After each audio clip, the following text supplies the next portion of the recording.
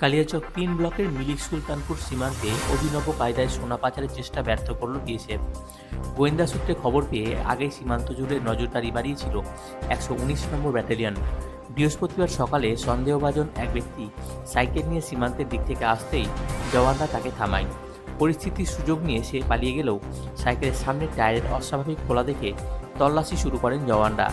Tyre খুলতেই ভেতর থেকে বেরিয়ে আসে আঠা দিয়ে আটকানো ৭টি সোনার বিস্কুট, যার ওজন ৮১৬.৪১ গ্রাম এবং বাজার মূল্য ১,২,০০,০০০ টাকার বেশি। এই প্রথম মালদা সীমান্ত দিয়ে সোনা পাচারের চেষ্টা ধরা পড়ল বলে জানিয়েছে বিএসএফ। তাদের দাবি, জওয়ানদের সতর্কতা ও দ্রুত পদক্ষেপেই পাচারের ছক ভেস্তে যায়।